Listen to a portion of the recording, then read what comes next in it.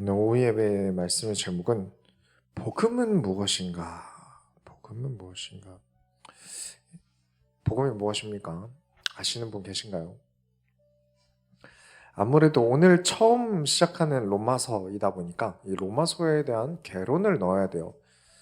그래서 오늘만 원래 오후 예배가 그렇게 길지 않은데 하는 것보다 오늘만 좀 길 거로 예상이 됩니다. 로마서 그래도 로마서 굉장히 중요하니까 시간을 놓치지 마시길 축원합니다. 정말 소중한 메시지가 물론 모든 성경 내에 다 있습니다. 하지만 다 중요한 만큼 로마서만의 또 중요하고 특별한 점들이 있어요. 나 로마서 아는데 혹은 난 복음 알지. 복음이 뭔지 얘기할 거 뻔하지 라고 생각하실 수 있는 분들이 있을 수 있어요. 빠르게 자세를 고쳐 앉으셔야 됩니다. 우리 소원교회 스타일 아시죠? 절대 그냥 넘어가는 게 없어요. 그래서 그냥 지나가는 게 없기 때문에 새롭게 시작하는 오후 예배에 우리 하나님의 은혜가 우리 모든 소원교회 성도님들께 넘치길 바랍니다. 본론으로 들어갑니다. 로마서는요, 가장 중요한 기본을 다루고 있어요. 우리가 이제 로마서를 시작하는데 로마서가 서신서 중에서 가장 먼저 쓰여져서 앞에 있는 게 아닙니다. 이 마태부터 요한복음까지, 마태복음부터 요한복음까지를 복음서라고 해요. 그리고 이제 그 다음에 사도행전은 사도행전만으로 따로 칩니다. 그리고 로마서부터 유다서까지를 서신서라고 해요. 근데 옆에 보시면 이 성경 옆에만 살짝 보면 서신서 굉장히 깁니다. 종류가 엄청 많아요. 데살로니가 전후서, 갈라디아서, 서신서가 엄청 많아요. 그러면 왜 로마서가 제일 앞에 있을까요? 제일 먼저 쓰여져서? 제일 먼저 쓰여져서 맨 앞에 있는 게 아닙니다. 시기상 맨 로마서가 맨 앞에 있는 게 아니에요. 시대마다 어떤 문화나 유행과 상관없이 무조건 서신서 들어가려면 입구가 로마서다 라고 생각해서 로마서를 맨 앞에 둔 겁니다. 로마서를 이해하지 못하면 다른 서신서 이해하기 힘들다라는 거예요. 그래서 로마서가 이 서신서의 기초이며 핵심이다 라면서 제일 앞에 둔 거죠. 그래서 많은 사람들이 그런 생각을 또 합니다. 이렇게 설명하니까. 아, 그럼 로마서만 봐도 다 알겠네. 로마서만 보면 나머지 안 봐도 되겠네. 그래서 로마서만 집중적으로 봐야 한다라는 부류들도 있어요. 그건 바른 생각이 아닙니다. 하나님의 말씀 중에 성경 어디에 있는지도 많은 분들이 잘 모르시는 스바냐서 이런 건 별로 안 중요하고 유명한 로마서는 중요하다?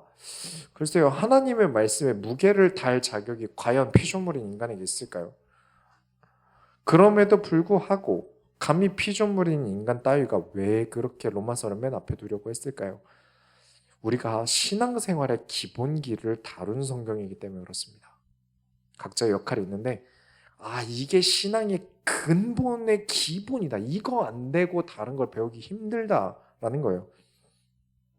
우리가 오늘 오전 예배 때 이제 기본기에 대한 이야기를 참 많이 다뤘습니다. 이 기본기에 대해서 설명을 오전에 드렸다면 이 로마서 상황은요, 실제로 부딪히고 있는 걸 어떻게 복음으로 바라보냐는 실습이 들어있는 거예요.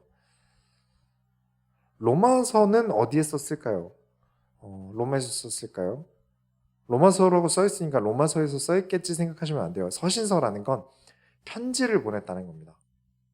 로마에 할 이야기를 글로 써서 보냈다. 그래서 로마서예요. 모든 서신서가 그렇습니다. 내가 거기 할 얘기가 있는데 편지로밖에 쓸 수 없으니까 내가 갔으면 말로 했겠죠. 근데 그럴 상황이 안 돼서 글로 써서 보냈기 때문에 서신서라고 합니다. 근데 그때 당시에 종이가 그렇게 흔한 것도 아니고 꼭 글로 써야 할 이유가 뭐였을까요? 직접 가서 이야기를 나누지 못하지만 그래도 급하게 편지라도 써 보내야 할 만큼의 문제가 있었던 거예요. 로마엔 그만한 문제가 있었던 거예요. 역시 어떤 문제들로 인해서 대단한 작품들이 확실히 나오는 건 맞는 것 같아요.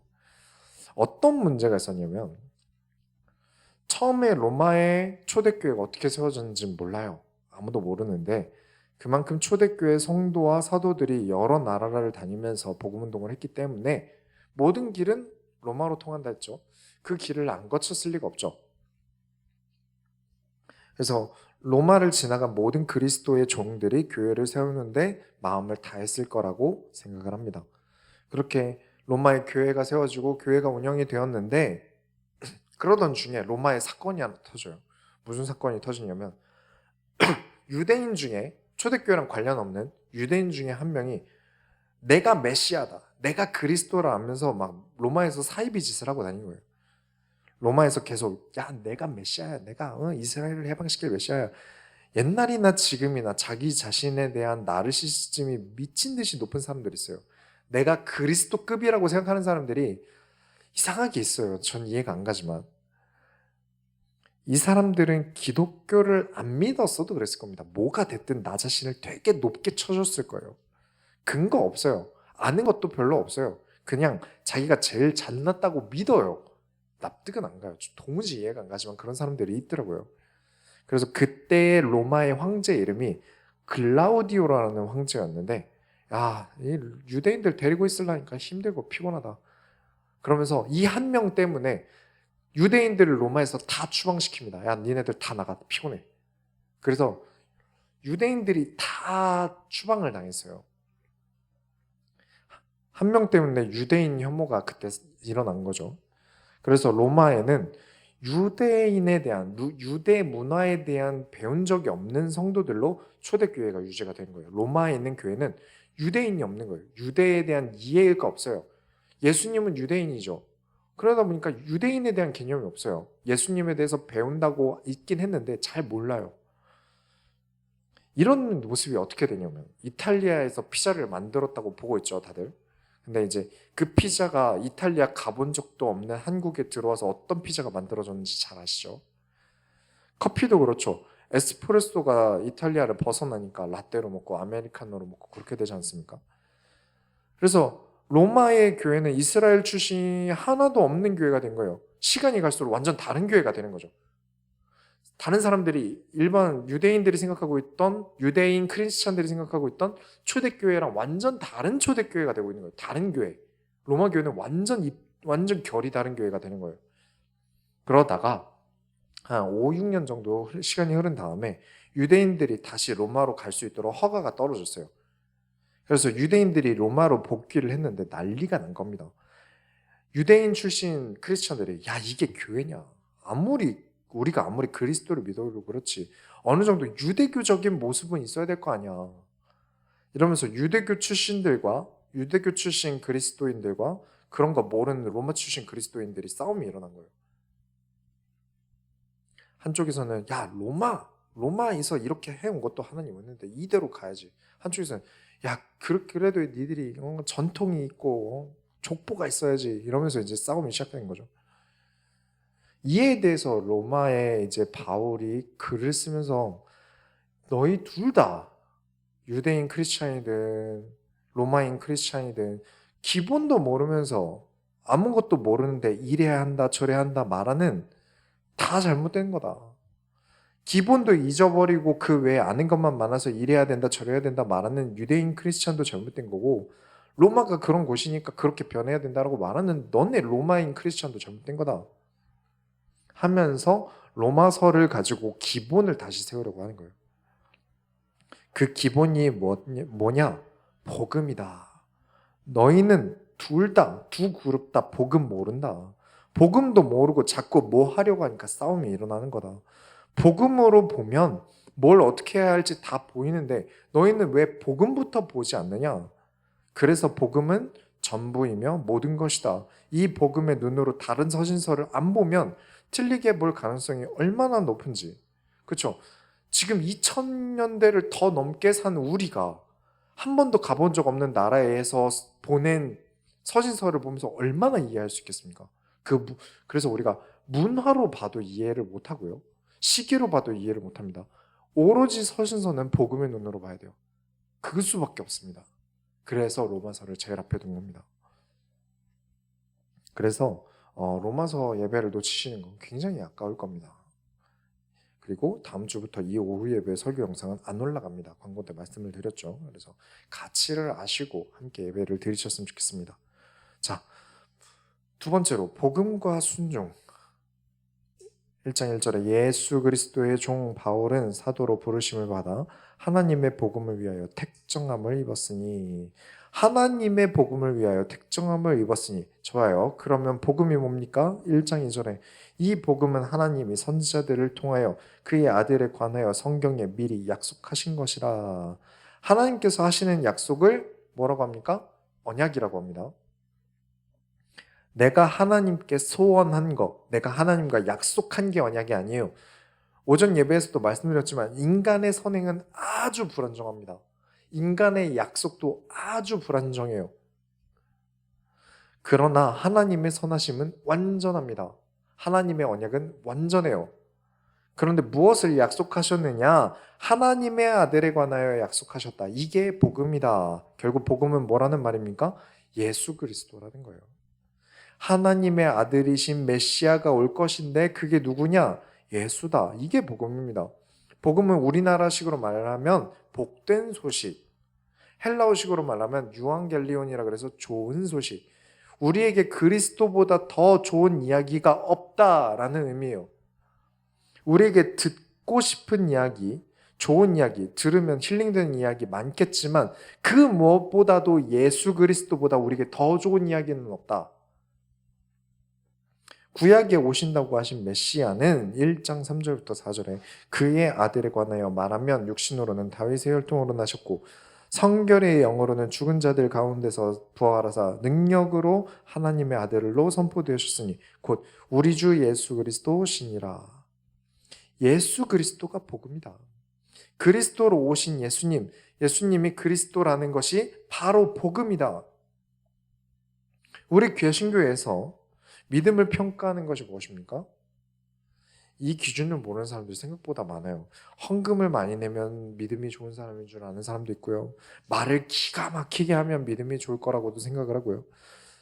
찬양팀에서 사건 사고가 진짜 많이 일어나요. 찬양팀에서 사건 사고 진짜 많이 일어나요. 왜 그러냐면 앞에서 마이크를 잡고 찬양하는 저 오빠야는 믿음이 무조건 좋을 거야라고 믿어요. 그러니까 저기 무대에 있는 거겠지. 무대에 있는 게 믿음을 입증한다고 생각하는 거예요. 절대 앞에 나와서 마이크를 잡고 있다고 믿음을 확증하지 않습니다. 많은 분들이 또 그런 질문을 하세요. 질문을 진짜 많이 주세요. 어떻게 해야 좋은 교회를 갈 수 있을까요? 이 질문 진짜 많이 하세요. 하나님을 정말 잘 섬기는 목사님은 도대체 어디 있는지 모르겠다고 질문하시는 분들도 계세요. 목사는 성도입니까? 아닙니까? 목사는 성도입니다. 성도 중에 목사로 쓰시는 거예요. 성도 중에 장로로 쓰시는 것, 성도 중에 권사로 쓰시는 것, 성도 중에 집사로 쓰시는 거지. 우린 근본은 다 하나님께서 부르신 성도입니다. 그리스도로 구원받은 성도예요. 1장 5절부터 6절에 그러므로 말미암아 우리가 은혜와 사도의 직분을 받아 그의 이름을 위하여 모든 이방인 중에서 믿어 순종하게 하나니 너희도 그들 중에서 예수 그리스도의 것으로 부르심을 받은 자니라. 나도 너도 똑같다. 진짜 믿음의 증거는 순종입니다. 이 성도가 정말 믿음이 있는 사람이냐? 그건 성경을 얼마나 많이 아느냐? 그런 것도 아니에요. 성경을 많이 알면 믿음 좋은 거 아닙니까? 저기 그 머리 빡빡 미시고 인문학 강의 하시는 분 계시지 않습니까? 이분이 성경 강의도 합니다. 성경 강의해요. 심지어 로마서 강의도 했어요. 근데 진짜 이분이 믿음이 있는 사람이냐라는 질문에는 제 생각에 절대 아닙니다. 절대 아니에요. 어떤 목사님이 진짜 하나님이 세우신 목사일까요? 다 하나님이 세우셨습니다. 그런데 진짜 좋은 목사님 어떤 분일까요? 내 인생을 두고 섬길 스승이 될 만한 목사님은 어떤 분이어야 할까요? 하나님의 말씀에 순종하는 목사님을 만나셔야 됩니다. 다 똑같아요. 여러분도 저도 하나님께 순종하지 않고는 있을 수 없어요. 정말 훌륭한 목사님들 공통점이 있더라고요. 저도 그래도 목사가 되기 위해서 많은 분들을 보고 벤치마킹도 해보려고 하고 그 교회도 찾아가 보고 하지 않았겠습니까? 그게 뭐였냐면, 공통점이 뭐였냐면 내가 하나님께 순종하지 못하고 교만하고 있는 게 뭘까에 대한 고민을 정말 많이 하세요. 이 정도로 교인이 많고 성도 수가 많고 성공했으면 뭔가 뽕에 취해도 되는데 내가 지금 이 순간에도 하나님 앞에 교만하고 있는 게 뭘까라는 고민을 하세요. 지금 하나님께서 나에게 무엇을 원하실까를 항상 늘 질문을 하시더라고요. 근데 그렇지 아닌 분들은요, 내가 우리 성도를 어떻게 가르쳐야 할까부터 고민합니다. 물론 좋은 고민인데 순서가 바뀌었어요. 하나님의 말씀을 목사인 나부터 먼저 가르쳐야 합니다. 내가 먼저 가야 돼요. 여기 서 있는 목회자가 하나님의 말씀에 먼저 치이고 와야 됩니다. 나부터 하나님의 말씀에 지배당하고 순종하며 그의 명령을 준행하고 난 뒤에 하나님께서 나의 삶에 성취한 것을 가지고 이 자리 위에 올라와야 되는 겁니다. 진짜 나는 예수 그리스도에게 순종할 수 있는가? 진짜 복음이 예수 그리스도인데 나는 그 복음에 순종하고 있는가? 그 다음이 뭡니까? 1장 7절에 로마에서 하나님의 사랑하심을 받고 성도로 부르심을 받은 모든 자에게 하나님 우리 아버지와 주 예수 그리스도로부터 은혜와 평강이 있기를 원하노라. 그렇게 나부터 가르친 다음에 신경 쓰는 게 성도인 겁니다. 순서가 그래요. 이 순서를 자꾸 어기면 안 됩니다. 나부터 가르치지 않았는데 남부터 가르치려고 하면 안 돼요. 나 다음에 신경 쓰는 게 성도입니다. 나는 누구인가? 나는 무엇인가? 나는 오늘을 어떻게 살고 있는가부터 신경 쓴 다음에 성도로 부르심을 받은 모든 자에게 눈을 돌리는 겁니다. 그렇지 않으면 순서가 바뀌어요. 순서가 바뀌면 어떻게 되죠? 선을 넘습니다. 그렇죠. 오랜만에 연락을 하는데 잘 지냈어? 뭐 어떻게 지냈어? 뭐 애들은 잘 지내지? 안 거치고 바로 나 얼마가 좀 필요한데 좀 보내주라. 용건부터 말하는데 저 순서가 잘못된 거예요. 그렇게 우리가 나부터 가르치는 것과 그 다음에 주변 성도를 돌보는 것부터 하지 않으면 이 순서가 잘못되면 선을 넘어요. 저를 예를 들죠. 저도 양이나 다를 바 없는데 저도 양이나 다를 바 없어요. 그런데 선한 목자 되신 예수님께서 양치기계 보더콜리처럼 목사를 부르신 거예요. 보더콜리는 목자의 말을 듣고 양을 몰아야 됩니다. 그쵸? 목자가 야 저 양 무리해서 이탈하니까 자꾸 데리고 와. 그럼 가가지고 야 너 가지 말래 하고 짖어야 돼요. 그런데 이 양치기계가 목자 말을 절대 안 듣고 양을 데리고 나를 따르라 나를 따라와 하고 있다면 그건 뭡니까? 지가 개인 줄 모르고 목자인 줄 알고 있는 거예요. 주의 종이라고 말만 하지 자기가 주라고 얘기하고 있는 겁니다. 성도도 마찬가지입니다. 양이 무슨 양을 가르칩니까? 가능하죠. 내가 고등부 교사면 고등부를 가르칠 수 있겠죠. 하지만 그게 아니라면 우린 그 누구도 가르칠 자격이 없어요. 부모로서 아이를 키우듯 새끼 양은 엄마가 가르치는 게 맞죠. 하지만 어느 정도 성장한 다음에는 다르다는 겁니다. 내가 가지고 있는 이념과 생각을 누구에게도 주입시킬 자격이 없어요. 그 권한은 하나님께서 교회의 목회자에게 주신 건데 그 개념마저도 너무 길어서 설명이 힘들기 때문에 최대한 단축시켜서 말씀드리자면 하나님께서 이스라엘을 세우실 때 제사장을 세우셨어요. 그리고 제사장에게 모든 통치권을 주셨습니다. 그러면 제사장이 대통령 같은 거니까 제사장 마음대로 해도 되겠네요. 그 제사장이 하나님 원하시는 불 하나 잘못 옮기셨다고 해서 하나님이 죽이셨어요. 모든 통치권을 가지고 있는데 그 제사장이 예를 들면 이 컵이 하나님이 이 자리에 없길 원하셨는데 제가 생각 없이 여기다가 놨다고 죽이셨어요. 과거 이스라엘 때는 그러셨습니다. 철저하게 하나님의 명령을 준행하지 않으면 안 되는 게 목회자예요. 그렇게 세우시고 교회를 감독하시는 겁니다. 그게 원래 교회 개념이에요. 목사님 말을 잘 들어야지가 아니라 하나님 말씀대로 하지 않으면 안 되는 목사님이기 때문에 목사님 말씀을 들어도 괜찮은 거예요. 물론 구분점이 있으셔야겠죠. 그게 원래 교회 개념입니다. 그런데 그렇지 않은 이상한 교회도 좀 많으니까 있긴 있잖아요. 그래서 어쩔 수 없이 성도가 가려서 가야 합니다. 어쩌겠어요. 근데 대부분 좋은 교회입니다. 다 목사님들 좋은 목사님들이세요. 그렇죠? 경찰이 다 좋은데 부도덕한 경찰도 소수로 있고 검사도 다 좋은데 부도덕한 검사도 소수로 있는 것처럼 목사도 그렇기 때문에 꼭 이 목사님이 복음의 말씀에 순종하며 살아가는 목사님이신지 꼭 가르쳤으면 좋겠습니다. 세 번째로 여기가 핵심이죠. 모든 것을 복음 안에 넣으셔야 됩니다. 모든 것은 그리스도를 통해야 됩니다. 1장 8절부터 11절에 먼저 내가 예수 그리스도로 말미암아 너희 모든 사람에 관하여 내 하나님께 감사함은 너희 믿음이 온 세상에 전파됨이로다. 내가 그의 아들의 복음 안에서 내 심령으로 섬기는 하나님이 나의 증인이 되시거니와 항상 내 기도에 쉬지 않고 너희를 말하며 어떻게 하든지 이제 하나님의 뜻 안에서 너희에게로 나아갈 좋은 길 얻기를 구하노라. 내가 너희 보기를 간절히 원하는 것은 어떤 신령한 은사를 너희에게 나누어 주어 너희를 경고하게 하려 함이니.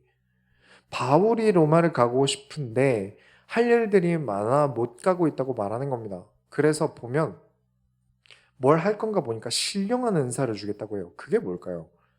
싸우지 않는 은사, 분열을 막는 은사, 치유의 은사, 방언의 은사, 뭘 주시겠다는 걸까요? 12절부터 13절에 이는 곧, 이게 그 은사겠죠. 이는 곧 내가 너희 가운데서 너희와 나의 믿음으로 말미암아 피치 아니함을 얻으려 함이라. 형제들아, 내가 여러 번 너희에게 가고자 한 것을 너희가 모르기를 원하지 아니하노니 이는 너희 중에서도 다른 이방인 중에서와 같이 열매를 맺게 함이로되 지금까지 그 길이 막혔도다. 이 은사를 말하려다가 말고 너희도 나도 마음의 위로를 얻고 큰 열매를 맺고 싶은데 길이 막혔다. 말을 다시 돌려요. 왜 그렇게 질질 끌까요? 사실 이미 말했거든요. 이미 그 은사가 뭔지를 얘기를 했어요. 들어봅시다. 14절부터 15절에 헬라인이나 야만인이나 지혜 있는 자나 어리석은 자에게 다 내가 빚진 자라. 그러므로 나는 할 수 있는 대로 로마에 있는 너에게도 복음 전하기를 원하노라. 복음이 은사입니다. 이것보다 더 큰 은사는 없습니다. 예수 그리스도보다 더 큰 은혜 없습니다. 예수 그리스도보다 더 큰 능력 없습니다. 신령한 은사마저도 복음입니다.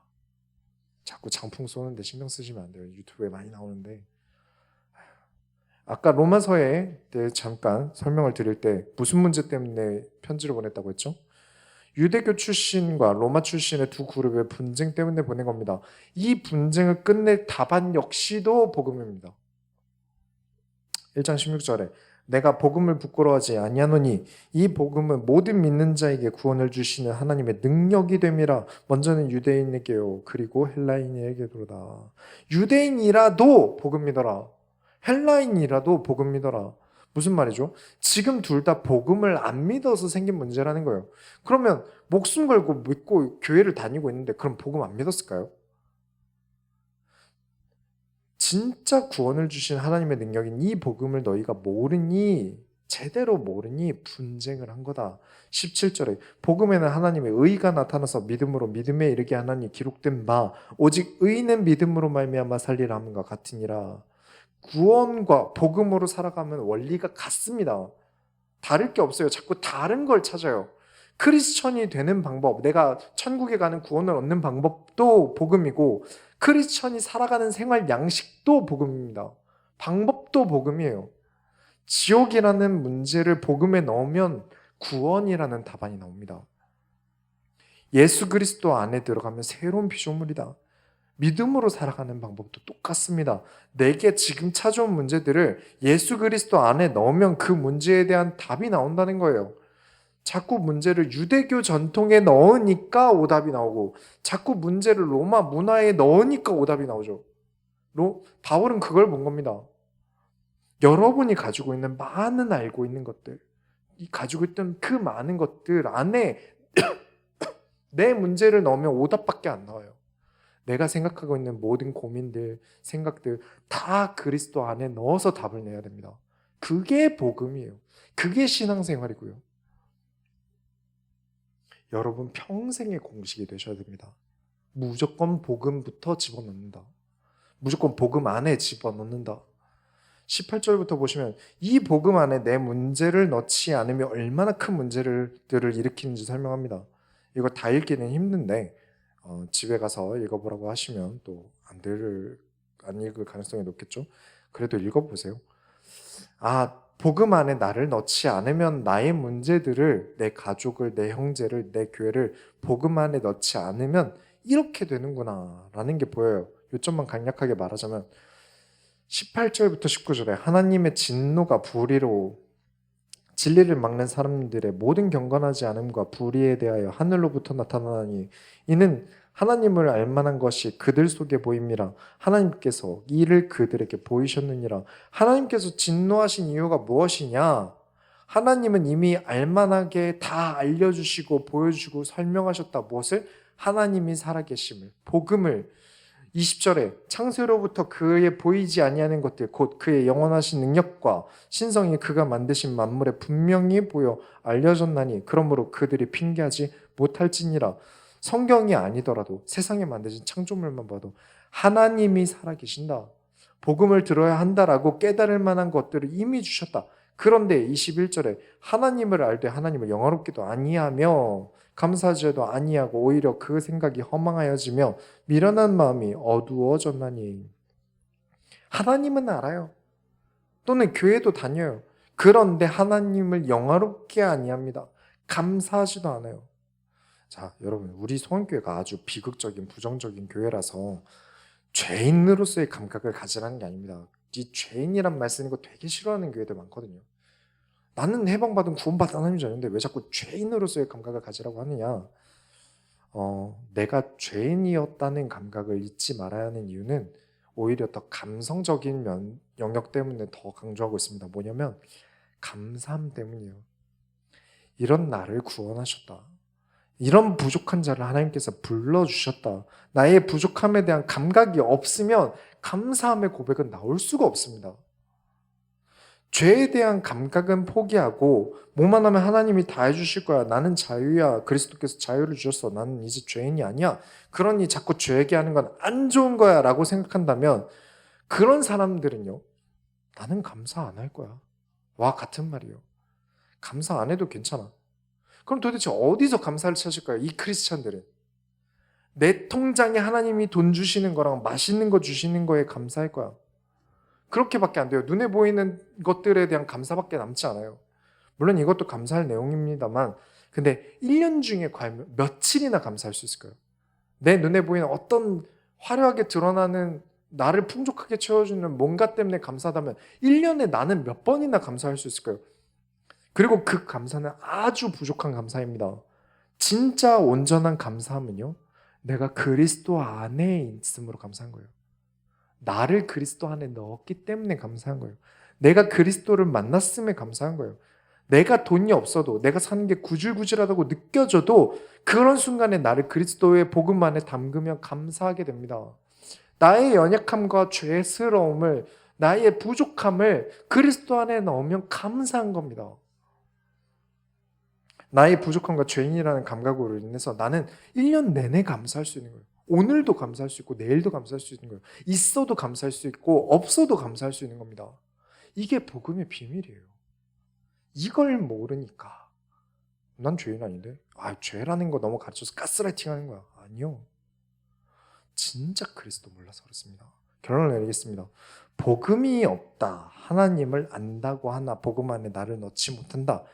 그게 어떤 의미냐? 22절부터 23절에 스스로 지혜 있다 하나 어리석게 되어 썩어지지 아니하는 하나님의 영광을 썩어질 사람과 새와 짐승과 기어다니는 동물 모양의 우상으로 바꾸었느니라. 세상 똑똑한 척은 다 하는데 그래놓고 한다는 게 동물을 조각해서 신이라고 섬기는 멍청한 짓을 하고, 26절부터 27절에 이 때문에 하나님께서 그들을 부끄러운 욕심에 내버려 두셨으니 곧 그들의 여자들도 순리대로 쓸 것을 바꾸어 영리로 쓰며 그와 같이 남자들도 순리대로 여자 쓰기를 버리고 서로 향하여 음욕이 불릴 듯이 하매 남자가 남자와 더불어 부끄러운 일을 행하여 그들의 그릇 때문에 상당한 보응을 그들 자신이 받았느니라. 로마, 그리스 로마 신화가 아동용 추천도서로 과연 맞을까 싶을 정도로 성적으로 굉장히 문제가 많죠. 여러 얘기들이 많아요. 그만큼 로마가 그런 문제들이 많았던 거죠. 이 지금 읽은 두 절에 대한 얘기는 성에 대한 얘기입니다. 성을 올바르게 쓰지 못하고 함부로 사용한다. 그 정도가 아니라 음란이 불붙는데 그냥 조금 마음에 음란이 불이 붙어서 야한 생각, 야동 정도 봐야지 정도가 아니라 산불처럼 커져서 남자와 남자가 더불어 부끄러운 일을 행한다. 제가 늘 동성애, 저는 어거지로 쓰진 않는데 제가 설교해야 되는 구절에 나오면 씁니다. 동성애 관련돼서 말씀을 드리는데 성경의 동성애 이야기를 할 때는 무분별한 음란에 대한 경고와 함께 들어갑니다. 그리고 의외로 제가 어릴 때 좀 발이 좀 생각보다 넓어질 환경에 있었어서 이게 화류계 종사자들을 좀 알아요. 여기저기 어렸을 때 굉장히 저도 오지랖이 넓었어서, 그리고 또 무서운 게 없어서 전도를 한다고 여기저기 많이 다녔거든요. 경주 같은 경우도 무속인 거주율 1위예요. 경주는 왜냐면 왕릉이 많기 때문에. 제가 3년을 일주일에 한 번씩 무당집 혼자서, 17살짜리가 애가 5군데 10군데씩을 일주일에 한 번씩 찾아서 전도를 했습니다. 그리고 노래방 도우미 사역도 사실 1년 동안 했고요. 동성애 관련돼서는 지금도 연락하고 있는 친구들이 있어요. 제가 이런 얘기를 설교 때 잘 안 하는 이유는 제가 드러나기가 싫어서요. 썰을 풀려면 많이 풀 수 있겠죠. 저도 살아온 삶이 있고. 그러나 여러분은 제 썰을 배우신 게 아니라 하나님의 말씀을 배우셔야 합니다. 그래서 제 얘기를 잘 안 하는 거예요. 근데 어쩔 수 없이 동성애 얘기를 하자면, 저는 나름의 데이터가 있을 만큼 동성애자들을 만나왔고 이야기를 나눠왔고 복음을 전해왔어요. 사역하고 복음을 전하면서 한 가지는 확신하고 있습니다. 사랑이 없긴 하구나. 동성애에서 사랑 찾기가 힘들어요. 진짜 사랑이라는 개념으로 동성애를 하는 사람을 저는 아직까지 본 적이 없습니다. 꽤 많이 만났거든요. 본인들은 사랑이라고 믿는데 대부분이 의리와 내가 처한 소수로서의 피해의식 등으로 엮여 있어요. 사실 의리 아니면 음란에 좀 더 가까웠다고 봅니다. 사실 본인들도 이게 아는데 부정한다고 생각했던 게, 제가 그렇게 생각하게 된 결정적인 게 뭐였냐면, 이게 술 먹고 전화가 와요. 힘드니까, 사는 게 힘드니까. 외로움 많거든요. 왜냐면 사회에 소수로 남아있다라는 생각들이 많이 남아있기 때문에 그래요. 나는 되게 소수로 남아있는 부족하고 막 핍박과 억압을 받는 사람이라는 생각이 있다 보니까 이 사람들이 술 먹고 저한테 전화를 해서 막 이렇게, 아유 제가 전도사 때도 전도사님 힘들어요 이러면서 전화가 오는데, 그때 좀 양심적으로 얘기를 하는 것 같아요. 무슨 얘기냐면 사랑이 없어요. 자기들도 알아요. 내가 사랑해서 누군가를 만나는 것 같지 않다는 얘기를 진짜 많이 해요. 1장 28절에 또한 그들이 마음에 하나님 두기를 싫어하며 하나님께서 그들을 그 상실한 마음대로 내버려 두사 합당하지 못한 일을 하게 하셨으니, 동성애뿐만이 아니라 성경에서 금지하는 사기라던가 절도 등등 여러 나쁜 방법으로 돈 벌려는 사람들이 어떻게 하나님을 믿겠습니까? 하나님 믿으면 내가 지금 좋아하는 거 하지 말아야 하는데 그냥 교회 안 다니고 하나님 안 믿고 말죠. 아니면 다른 방법도 있습니다. 오전 예배 때 말씀드렸던 거랑 같은 방법이에요. 내가 하고 싶은 것도 하면서 교회도 다니는 방법이 있어요. 교회를 고쳐먹으면 돼요. 29절부터 31절까지 곧 모든 불의, 추악, 탐욕, 악의가 가득한 자요, 시기, 살인, 분쟁, 사기, 악독이 가득한 자요, 수근수근하는 자요, 비방하는 자요, 하나님께서 미워하시는 자요, 능욕하는 자요, 교만한 자요, 사랑하는 자요, 악을 도모하는 자요, 분모를 거역하는 자요, 우매한 자요, 배약하는 자요, 무정한 자요, 무자비한 자라. 교회를 자기 입맛대로 바꾸려는 사람 똑같습니다. 지금 이 구절에 나오는 그 사람들이에요. 지금 읽은 구절들과 동일합니다. 그러니까 하나님의 주인 되신 하나님이 원하시는 교회가 아니라 내 입맛에 맞추려는 사람들이 그렇다는 거예요. 복음 안에 나를 넣지 않는 사람들의 행동의 결과는 아무리 선한 의도라고 할지라도 지금 방금 읽은 이 구절처럼 됩니다. 인간의 선은 아주 엄청나게 불안하기 때문에 그래요. 이 32절에 그들이 이같이 일을 행하는 자는 사형에 해당한다고 하나님께서 정하심을 알고도 자기들만 행할 뿐 아니라 또한 그런 일들을 행하는 자들을 옳다느니라. 너도 해봐. 이거 오라. 괜찮아 해도 돼. 나를 복음 안에 넣지 않으면요, 그렇게 계속해서 자기주장하기 바쁩니다. 오죽하면 이런 말이 있겠습니까? 로마에 가면 로마의 법을 따르라. 이게 교회 안에도 있으니 문제죠. 예수님도 유대인이었고 유대 관습으로 시작한 게 교회인데 유대인의 법을 왜 안 따르느냐, 이런 걸로 교회를 만들려고 하면 그것도 문제죠. 교회는 복음을 따르는 곳입니다. 어떤 생각과 이상이 있다라고 하더라도요, 그리스도의 복음 안에 넣지 않으면 오답입니다. 오히려 분쟁만 만들고 사실상 하나님께 미움받기 딱 좋은 교만함이에요. 이게 기초입니다. 이게 기본이에요. 이렇게 로마서를 시작하면서 계속 이런 기초에 대한 것들을, 현실에 부딪히는 문제들을 가지고 다루게 되는 게 로마서입니다. 한 주간 여러분이 예수 그리스도의 복음으로 살아가시면서 복음 안에 나를 깊이 넣는 모든 소원교회 성도들이 되시기 바랍니다. 우리가 하나님의 소원을 이뤄드립시다.